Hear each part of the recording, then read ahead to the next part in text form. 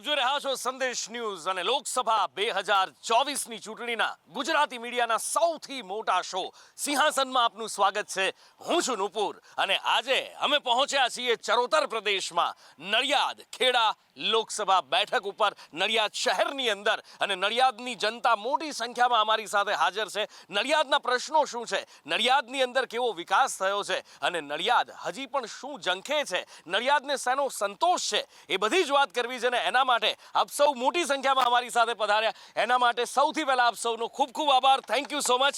અને હવે શરૂઆત કરીએ સાહેબ નડિયાદની. એક આપ નડિયાદના વરિષ્ઠ નાગરિક પણ છો, વર્ષોથી નડિયાદને જોતા આવ્યા છો, નડિયાદને બદલાતું જોયું છે, નડિયાદને વહેતું જોયું છે, નડિયાદને થંભતું પણ જોયું છે અને ફરી ઊભું થતું પણ જોયું છે. તો નડિયાદનો વિકાસ, નડિયાદની આ યાત્રા અને એમાં પણ નડિયાદની હજી પણ ઝંખના શું કહી શકાય? એટલે હવે નડિયાદના વિકાસની વાત કરીએ ત્યારે એક રીતે કહી શકાય, એક પત્રકાર તરીકે મેં આ ક્ષેત્રમાં 30 વર્ષ અહીંયા કામ કરેલું છે. ત્યારે બૃહદ ખેડા જિલ્લો હતો ત્યારે આણંદ જે રીતે જિલ્લો બન્યો અને આણંદ કરમસદ એ બધાનો જે વિકાસ થયો, એક્ઝેક્ટલી જે રીતે એને વિકાસનો તક મળી, અમૂલ ડેરી, તેની યુનિવર્સિટી, એ બાબતમાં નડિયાદને હજુ પણ સત્તાનું સાતત્ય હોવા છતાં ક્યાંક ને ક્યાંક એની ભૌગોલિક સ્થિતિ, એની સામાજિક કે રાજકીય સ્થિતિ હોય એના કારણે હજુ પણ એના વિકાસને વધુ અવકાશ છે. તેમ છતાંય વડાપ્રધાન દેશના નરેન્દ્રભાઈ મોદીએ આવનારા અમૃતકાળમાં જે રીતે ભારતની કલ્પના કરી છે, આવનારા 25 વર્ષમાં ભારત કેવું હોવું જોઈએ એ બાબતની ચર્ચા કરી છે. ત્યારે અહીંના નેતાઓ, એ સ્થાનિક અહીંયા કેન્દ્રીય સંચાર રાજ્યમંત્રી દેવસિંહ ચૌહાણ એ પણ આ ભારત સરકારના મંત્રી રહી ચૂક્યા છે. ત્યારે એમણે હમણાં જ નડિયાદનું રેલવે સ્ટેશન 500 કરોડના ખર્ચે કેવી રીતે એનું નવીનીકરણ થશે, નડિયાદમાં એ રેલવે સ્ટેશન સરદાર વલ્લભભાઈ પટેલનું જન્મસ્થાન છે, ત્યારે દેશ અને દેશાંતરમાંથી જ્યારે ઉતરે ત્યારે એની ઝાંખી કેવી હોવી જોઈએ એ બાબતની એમણે પરિકલ્પના કરી છે. અને એથી વિશેષ નડિયાદના નગરજનો જે મુખ્ય સમસ્યા છે, પૂર્વ અને પશ્ચિમ વિસ્તારને રેલવે ટ્રેક જુદી પાડી દે છે, ચારે ગરનારોમાં પાણી ભરાય છે, એની પરમેનન્ટ સમસ્યાનું હલ આ જ રેલવે સ્ટેશન ઉપર 80 કરોડનો આરઓબી બનવાનો છે. બિલકુલ. એટલે અત્યારે નડિયાદની અંદર વિકાસના કામો થઈ રહ્યા છે. આ તે સરદાર સાહેબની જન્મભૂમિ છે. સરદાર સાહેબની જ્યારે જન્મભૂમિ હોય તો સ્વાભાવિક રીતે અહીંયા આગળ સરદાર સાહેબના સપનાનું નડિયાદ, સરદાર સાહેબના સપનાનું ભારત આપણે બનાવવાની વાત છે. તો નડિયાદમાં પણ તો એવું દેખાતું હશે? હા, દેખાય છે, 100% દેખાય છે. અને ખાસ કરીને તો અમારા અહીંના લોકલાડીલા એવા ધારાસભ્ય શ્રી પંકજભાઈ દેસાઈ અને સાંસદ શ્રી દેવસિંહ સાહેબ, એમણે ઘણું બધું કામ કર્યું છે. અને 60 વર્ષમાં જે કોંગ્રેસે આ દેશને ખાડા પાડ્યા છે ને, હજુ તો 10 વર્ષમાં ખાડા પૂરાય છે. એટલે આપણે સમય આપવો જોઈએ. કેમ કે કહેવાય ને કે મોદીનો જ પરિવાર છે આ. અને મોદી સાહેબે જે સૂત્ર આપ્યું છે ને આ ફેર, એ સાકાર બધા તમારા માધ્યમથી હું બધાને કહેવા માગું છું કે આપણા માનનીય વડાપ્રધાન શ્રી નરેન્દ્રભાઈ મોદીનું આ સપનું આપણે પૂરું કરીએ કે અબકી બાર એનડીએ 370 और 400 પાર, આ ફેર 400 પાર લઈ જવાના છે. ઓકે, ચાલો, એ જનતા નક્કી કરશે કે કેવી રીતે થશે, શું થશે. પણ સવાલ એ છે કે અહીંયા આગળ જે સર્વજન સુખાય, સર્વજન હિતાય, સરદાર સાહેબનું આ સપનું હતું, એ સપનું સાહેબ અહીંયા આગળ સાકાર થવા માટેના પ્રયત્નો દેખાય છે. જે રીતે ભારતીય જનતા પાર્ટી પંકજભાઈ દેસાઈ ધારાસભ્ય, દેવસિંહ ચૌહાણ સાંસદ સભ્ય, એમણે જે રીતે આ નડિયાદમાં જે વિકાસના કાર્યો કર્યા છે ને, આગળના ટેરવે ગણીને તો ટેરવા ઓછા પડે એટલા સારા કામો કર્યા છે. અને ખરેખર આજે તમે જોજો કે નડિયાદમાં રિઝલ્ટ આવશે ને, એ તમે જોઈ શકો છો કે નડિયાદની પ્રજાને કોઈ દુઃખ નથી. બધી સમસ્યાઓનું નિરાકરણ થઈ રહ્યું છે. થોડી ઘણી સમસ્યાઓ જે બાકી છે, નાની મોટી સમસ્યાઓ તો રહેવાની છે, તો એ પણ પૂર્ણ થશે. અમે મન બનાવી લીધું છે આ વખતે કે ભાજપને 400 પાર નહીં, 412ની પાર. બીજી વાત કે અમારે તો મુદ્દો બીજો પણ છે કે રામજી બિરાજા ને કોંગ્રેસ સરકાર આમંત્રણ અસ્વીકાર કર્યું, એ પણ ગુસ્સો અમારામાં છે જ. આ દેશમાં રહીને જ્યારે દરેક ધર્મના લોકો ત્યાં ભગવાનના દર્શન કરવા ગયા, દરેક ધર્મના લોકો ગયા છે ત્યાં, તો કોંગ્રેસ કેમ ના ગઈ? કેમ ના ગઈ કોંગ્રેસ? અમારો એક સવાલ.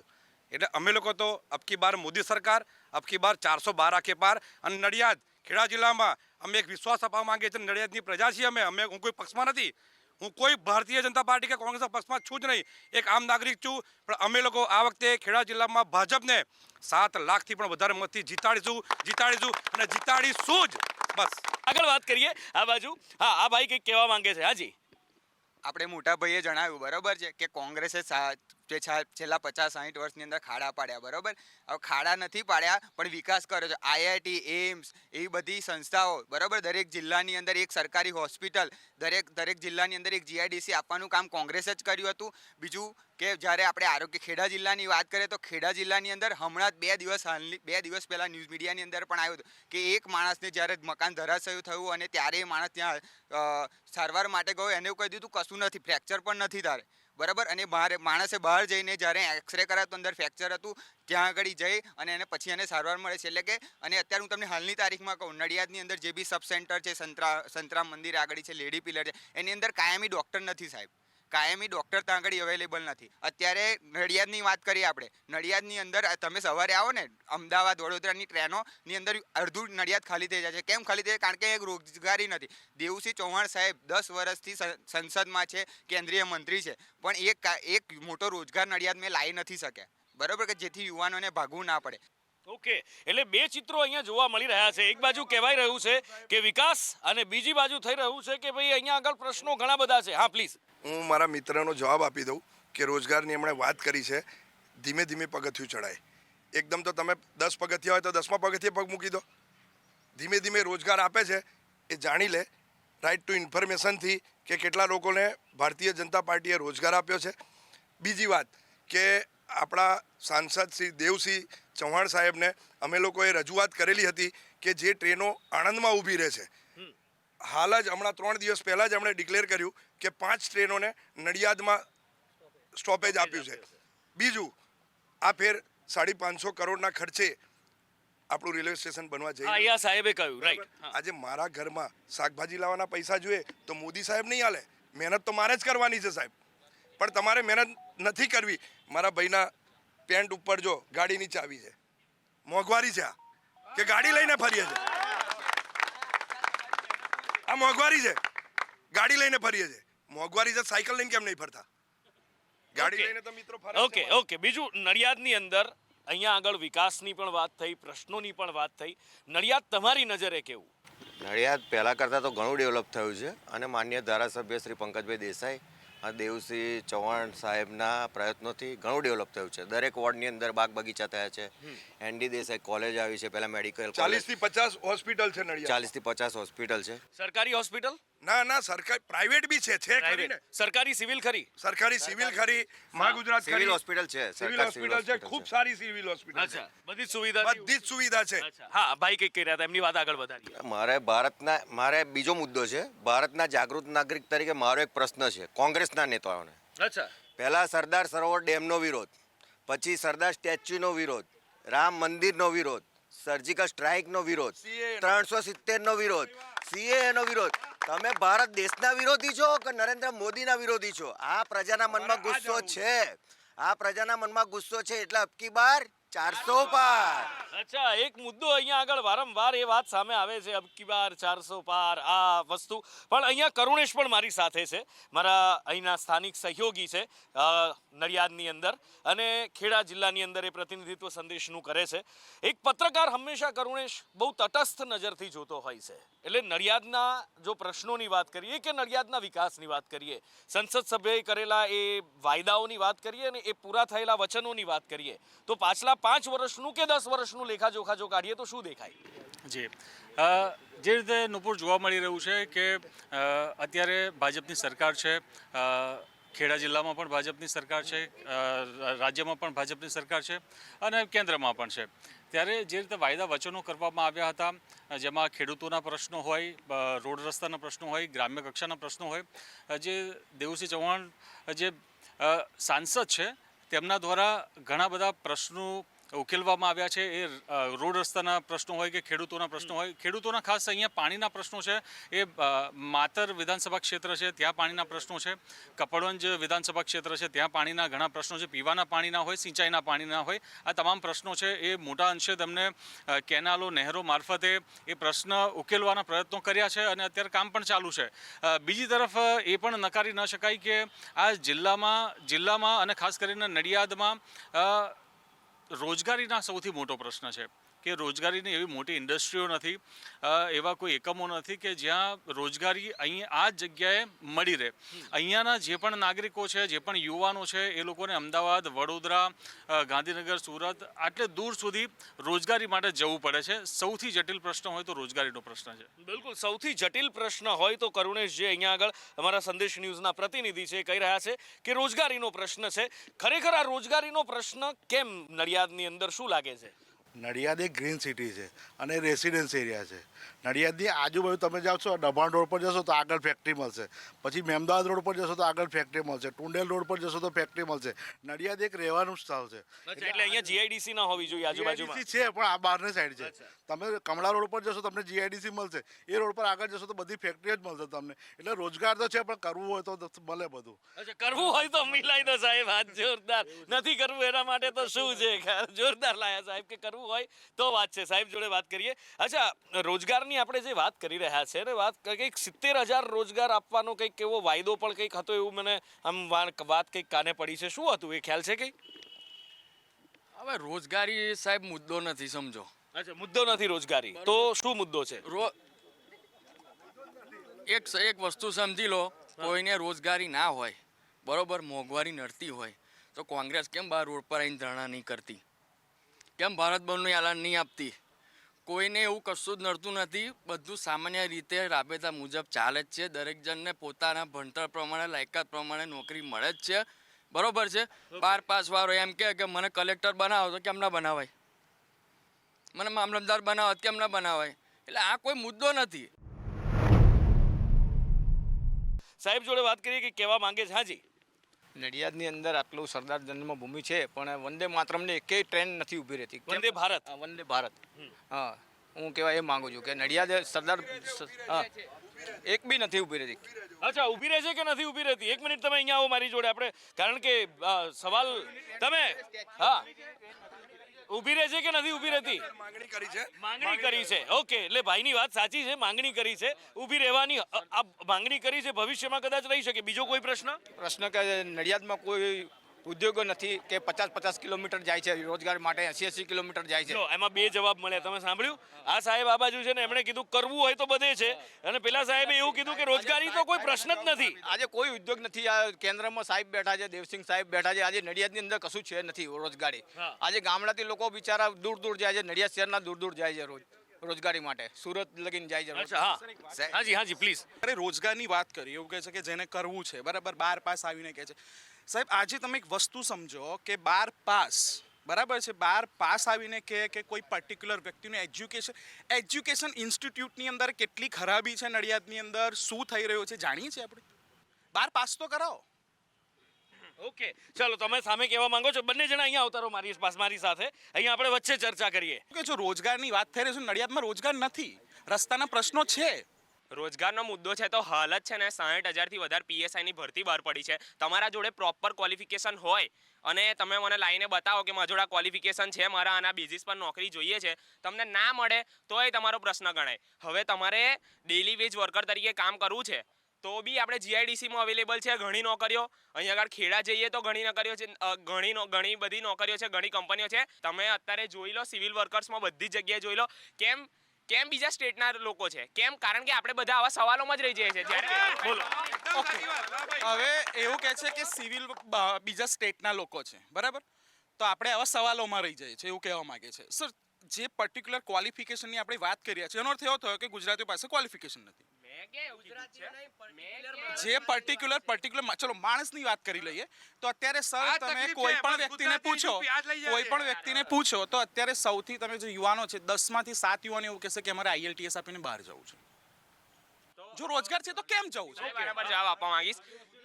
તમારો મુદ્દો એ હતો નડિયાદમાં રોજગાર નથી, બરાબર છે.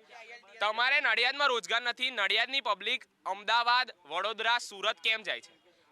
એ બેઝિક સવાલ હું કરવા માંગુ છું. એનું કારણ એક જ છે કે એમને થોડી વધારે તક જોઈએ છે, થોડું વધારે એમને ગ્રો કરવું છે. હવે લોકો IELTS કરીને બહાર કેમ જાય છે? એ જ વસ્તુ છે. જે લોકો બહાર નથી જઈ શકતા, જે લોકોને પોતાના દેશ માટે કામ કરવું છે, અને એ જ મોદીજી એના પર જ કામ કરી રહ્યા છે. આજ પછી 10 વર્ષ પછી 15 વર્ષ પછી જોઈ લેજો, તમે બધી પબ્લિક પાછી આવશે અને એ ગાળે જે હતું એ થઈ જશે. એ બધી વસ્તુ બીજી બાજુ પર મૂકી દો. વડોદરા, સુરત, અમદાવાદ કેમ જવું છે? અમારા પોતાના ગ્રોથ માટે જ જવું છે, અને અમને વધારે અમારી જરૂરિયાત પ્રમાણે નોકરી મળે, અમારી લાયકાત, અમારી ક્વોલિફિકેશન પ્રમાણે નોકરી મળે એટલા માટે બહાર જાય છે. એમાં કંઈ એવું કારણ નથી કે નડિયાદમાં નોકરી નથી. હવે મારે આઈટી સેક્ટરમાં કામ કરવું છે, હું જાતે જ આઈટી એન્જિનિયરિંગ કરી રહ્યો છું, તો મારે અહીંયા આગળ એ પ્રમાણેની નથી મળી રહી, તો મારે બહાર જ જવું પડશે ને મારે ગાંધીનગર જ જવું પડશે. ત્યાં આઈટી સેક્ટર છે, ત્યાં આગળ મને કામ કરવાની તક મળશે. હું બીજી જગ્યાએ જઈને કામ કરીશ. આમાં એક મુદ્દો જ નથી આવ્યો કે નડિયાદમાં રોજગાર નથી. એટલે દરેક આઈટી કંપની જે હોય એ ગાંધીનગરમાં જ આવી શકે, નડિયાદની અંદર એને લાવવાના સરકાર કોઈ પ્રયત્ન ના કરી શકે. તમારી માનસિકતા જોરદાર છે. બેંગ્લોર કેમ જવું પડે? બેંગ્લોર સર, એક વસ્તુ કહું છું, બેંગ્લોર જુદી વસ્તુ છે ને થોડી. એક વસ્તુ કહેવા માંગુ છું કે જે રોજગારની વાત કરી, અત્યારે એમ જે એક્ઝામ્પલ એમણે આપ્યું, આઈટી એન્જિનિયર છે, એ એક્ઝેક્ટલી અહીંયા કેમ પર્ટિક્યુલર રોજગાર નથી, રાઈટ? જ્યારે સૌથી બેઝિક મુદ્દાઓ પર વાતચીત કરીએ છીએ, સૌથી બેઝિક મુદ્દાઓની વાતચીત કે રોજગાર. હવે એવું કહે છે કે એરપોર્ટ નડિયાદમાં બને, આમ બને. બેઝિક રોજગાર તો લાવો. આઈટી કંપનીઓની વાત. ઓકે, ચાલો. હા સાહેબ, શું કહેવા માંગો છો? હું આવું તમારી પાસે. હા, 60 વર્ષથી આ વિચાર કેમ ના આવ્યો કે નડિયાદમાં આઈટી કંપની નાખીએ? 60 વર્ષ પહેલા કોઈ એન્જિનિયર, ડોક્ટર કશું કોઈ થતું જ નહોતું. 2014 ડોક્ટર ને એન્જિનિયર બધા થાય છે. ઓકે, આ બાજુ ભાઈ કંઈક કહેવા માંગે છે. 2 મિનિટ. હા હા, બોલો બોલો બોલો. આ ચૂંટણી સાહેબ લોકસભાની છે, રાષ્ટ્રની છે. હા, તો નરેન્દ્ર મોદી વિરુદ્ધ બધા છે. તો હું એક જ સવાલ પૂછું કે ચલો નરેન્દ્ર મોદીને વડાપ્રધાન તમારે નથી બનાવવો, તો કોને બનાવશો? છે કોઈ વિકલ્પ? વિકલ્પ છે નરેન્દ્ર મોદી સિવાય? નથી. એક તરફી ગેમ છે. ફક્ત ચૂંટણી એક પ્રક્રિયા છે, લોકોએ મન લગાવેલું છે, કેમ કે વિકલ્પ જ નથી મોદી સિવાય. અને મોદી જેવું બનવા માટે 18 વર્ષની ઉંમરે પોતાનું પરિવાર છોડવું પડે, દરેકના ઘેર ચા પીવી પડે, ખેતરો ખૂંદવા પડે, ત્યારે ગુજરાત થઈને દિલ્હી બેસાય. સોનાની ચમચી લઈને જે જન્મ્યો હોય એ વડાપ્રધાન ના ચાલે. આ દેશ કિસાનોનો છે, મજૂરોનો છે. તો એક મજૂરનો દીકરો ચાવાળાનો વડાપ્રધાન બન્યો, એ કેમ વિરોધ છે? ઓકે, કોણ આ બાજુથી કહેવા? હાજી હાજી હાજી. સાહેબ વાત કરે છે બરોબર કે બેરોજગારી મોટો મુદ્દો છે ગુજરાતની અંદર. આ છેલ્લા ઘણા વર્ષોની અંદર ઘણા બધા પેપર ફૂટી ગયા, બરાબર? એની પર કોઈ કાર્યવાહી થતી નથી. પેપરો એક્ઝામ લેવાય છે, પેપરો ફૂટી જાય છે, યુવાનો રઝળતા પાછા ઘરે આવે છે, બરાબર છે? બીજી વાત કરી કેન્દ્રીય મુદ્દાની, તો કેન્દ્રીય આ કિસાનોનો દેશ છે, ખેડૂતોનો દેશ છે. કિસાનોએ 2 વર્ષ સુધી વર્ષ સુધી ત્યાં આગળ એમને બેસવું પડે છે. તારે એમની માગણી પૂરી. એક મિનિટ મોટા ભાઈ, તારે એમની માગણી પૂરી. અત્યારે પણ હાલમાં પણ કિસાનો આંદોલન કરી રહ્યા છે એમએસપી માટે. તો એમએસપી કિસાનોનો હક છે, બરાબર? તો એમને એમએસપી કેમ નથી આપતા? કિસાનોએ કેમ 11 કરોડથી પણ વધારે કિસાનોને કિસાન સન્માન નિધિ યોજના હેઠળ દર 4 મહિને 2000 રૂપિયા એમણે વાત કરી દીધી. એ વાત એમણે કરી દીધી. હા હા, એમએસપી બાબતે બોલવા માંગીશ. મિનિમમ સપોર્ટ પ્રાઇસ જે તમે કહો છો, બરાબર છે, એ અગર સરકાર બહાર પાડી દેશે તો જે કિસાનો જે પોતાનું રાશન કે ગમે તે પોતાની જે વસ્તુ છે એ વેચવા જશે બહાર, સરકારથી સિવાય કોઈ લેવાનો ઓપ્શન નહીં રહે. એ પછી એ જ કિસાનોને તકલીફ પડશે. અત્યારે આપણી જોડે છે ને એટલો બધો ગુડ્સ અવેલેબલ છે ને, કે એટલો બધો સામાન અવેલેબલ છે ને, કે આજથી અત્યારે એવી ખેતી બંધ થઈ જાય ને 5 વર્ષ સુધી ભારત ખાય એટલો સામાન આપણા ગોદામોમાં પડી ચૂક્યો છે, સરકારી ગોદામોમાં અત્યારે હાલની તારીખમાં પડ્યો છે. અને જો અચ્છા, આપણે ડુંગળીની નિકાસ હમણાં બંધ કરી હતી. હા, ડુંગળીની નિકાસ બંધ કરી હતી હમણાં. એ સાહેબ એના મુદ્દે મને ખબર નથી. આ એમએસપી ના, તમે ખાલી કહ્યું ને કે બહુ સામાન પડ્યો છે, એટલે મને થોડું ડુંગળી યાદ આવી કે નિકાસ બંધ કરી ખેડૂતોએ થોડુંક આંદોલન કંઈક કરવું પડ્યું હતું. એમાં અમારે સૌરાષ્ટ્ર બાજુના થોડા વધારે આકરા પાણીએ થઈ ગયા હતા, એટલે આ તો એટલું બધું પડ્યું હતું, તો અમારા ખેડૂતો આંદોલન કેમ કરે? મને આ વિચાર આવી ગયો ખાલી, એટલે પૂછ્યું. તમે કંઈક કહેવા માંગો છો સાહેબ? એકચ્યુઅલી વિકાસ, બેરોજગારી, મોંઘવારી આ બધાથી થોડે દૂર જઈને આત્મવિશ્વાસ અને સ્વમાન અને સલામતીની વાત કરવા માંગીશ કે જ્યારે આપણા દેશમાં કોરોના આવ્યો, આપણે કોરોના જોયો, આપણે યુક્રેન વોર જોયું, આપણે ગલ્ફના બીજા વોર જોયા. નરેન્દ્ર મોદીની સંવેદનશીલ સરકાર માન્ય દેવસિંહભાઈ અને પંકજભાઈ દેસાઈ અહીં અગાડે ઓક્સિજનનો પ્લાન્ટ તાત્કાલિક યુએસથી લાયા, સિવિલ હોસ્પિટલમાં તાત્કાલિક 24 થી 48 કલાકની અંદર ચાલુ કરાવ્યો. જે ઓક્સિજનની ખોટ પડતી હતી આ દેશમાં, દરેક જગ્યાએ બૂમાબૂમ હતી. સાહેબે તાત્કાલિક અમેરિકા જે યુએસ આર્મી વાપરે છે, ડાયરેક્ટ હવામાંથી ઓક્સિજન બનાવીને પેશન્ટ સુધી પહોંચાડવાનું કાર્ય કર્યું છે. આપણે રોજગારની જ્યારે વાત કરીએ તો ખાલી નોકરી ઉપર આજે હવે યુવા રોજગાર માટે નિર્ભર નથી. સવાલ મારો એ છે કે શું અહીંયા યુવાનો માટે કોઈ સ્ટાર્ટઅપ છે એ પણ એક સારો ઓપ્શન છે કે એન્ટરપ્રિન્યોર બની શકે છે, આગળ જઈને મોટા ઉદ્યોગપતિ બિઝનેસમેન બની શકે, એના માટેની ઓપોર્ચ્યુનિટી નડિયાદમાં ખરી? નડિયાદમાં ખરી, આખા ગુજરાતમાં ખરી, આખા ભારતમાં ખરી. એના માટે છે ને મોદીજીએ અત્યારે સ્ટાર્ટઅપની આપણે વાત કરીએ 10,000 થી લઈને 50,000 રૂપિયાની સુધીની લોન આપે છે તમારા જોડે વગર કોઈ પ્રોપર પુરાવા કે એ તો આપે છે, પણ એના માટેનો માહોલ, એના માટેનું અહીંયા પર્ટિક્યુલર અહીંયા ખરું અહીંયા સ્ટાર્ટઅપ માટે. હું આ ટોપિક પર એક વાત કરવા માંગીશ કે હું બીએસસી ગ્રેજ્યુએટ છું. બીએસસી ગ્રેજ્યુએશન પછી મારી ફિલ્ડ મને ઇન્ટરેસ્ટ હતો ગ્રાફિક ડિઝાઇન વિડીયો એડિટિંગમાં. નડિયાદથી 16 કિલોમીટર દૂર એક ગામડામાં હું રહું છું. ત્યાં બેઠા અત્યારે મારું પોતાનું ફ્રીલેન્સિંગ વર્ક ચાલે છે. મોદી સરકારને મદદથી યુપીઆઈ આવ્યું. યુપીઆઈના બેઝથી અત્યારે મારું ઓલ ઓવર ઇન્ડિયા મારું ક્લાયન્ટ બેઝ છે. હું વાર્ષિક 3 લાખથી વધારે એના અંદર ધંધો કરું છું ઘરે બેઠા. હું ક્લાયન્ટને મળતો જ નથી. આ સિમ્પલ છે. સ્ટાર્ટઅપ ઇન્ડિયા 2014 પહેલાં જ્યારે મોદી સરકાર હતી, મોદી સરકાર નથી ત્યારે એક જ યુનિકોર્ન રજિસ્ટર્ડ હતો, તો 114 છે. યુનિકોર્ન એટલે $1 billion plus economy. MSME loan નડિયાદના અંદર મારા 12 ભાઈબંધો છે જે લોકોને લોન મળી છે. મારા ઓળખાણમાં 12 છે, તો વિચારો બીજા કેટલા હશે? 10 લાખની લોન મળી છે. કેટલું સિમ્પલ, કેમ ના થાય? હા સાહેબ કંઈક કહેવા માંગે છે, હા બોલો. મોટી વાતો કરવાથી કશું ના થાય. નાના બિઝનેસો બધા ભાગી પડ્યા. હું પોતે બી બિઝનેસમેન છું. જીએસટી ની રેડો પડાવો, ઇન્કમ ટેક્સ ભરો, આ કરો.